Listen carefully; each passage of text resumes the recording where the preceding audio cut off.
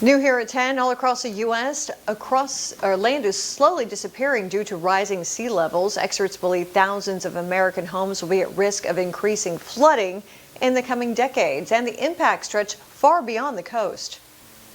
In the Spotlight on America, Josie Sturman travels to an island that has nearly vanished, serving as a wake-up call for other communities. Sunset on Ile de Jean-Charles in Louisiana doesn't just signal the end of another day. This sinking sun is also a symbol of a place that is itself slowly disappearing beneath the horizon. It's going to all wash away. Reverend Rock Knockin was born on this land and has raised his house 3 times to deal with the rising waters that threaten to surround it for good.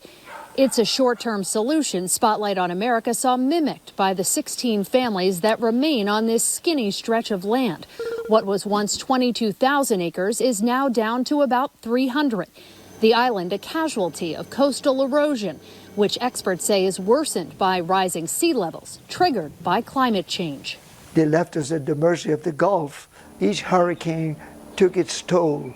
Some families said, we've had enough. So they moved to higher ground.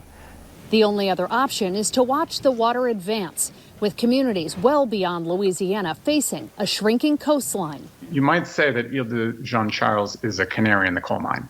Benjamin Strauss, CEO and chief scientist of Climate Central, says warmer climates have melted the world's ice sheets and glaciers, raising the level of the ocean, driving annual flooding even higher.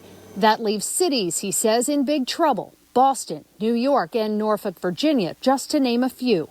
There are some parts of our coastlines that will be easier to defend and others that will be impossible.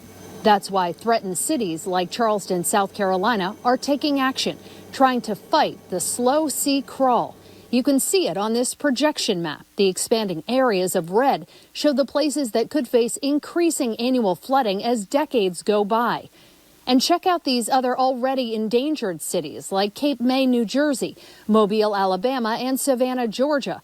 In just the next 30 years, everything you see in red could face those same flood impacts, giving them little time to implement fixes to a problem that will ultimately ripple out across the nation.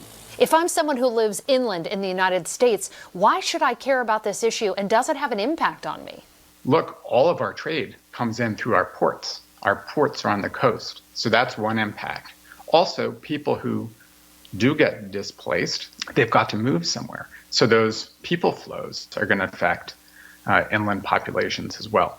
There are 3 options to stop the pain of sea level rise, Strauss says.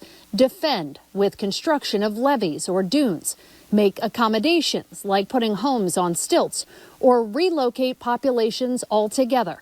Ile de Jean-Charles has exhausted them all, in a battle locals like Reggie Dupre say should serve as a cautionary tale for communities on the edge. You can't put your head in the sand and just ignore it, because sooner or later, Ile de Jean-Charles is coming to you. I'm Josie Sturman for Spotlight on America. Is there a story you think we should investigate? Call our Eyewitness News tip line at 869-2929.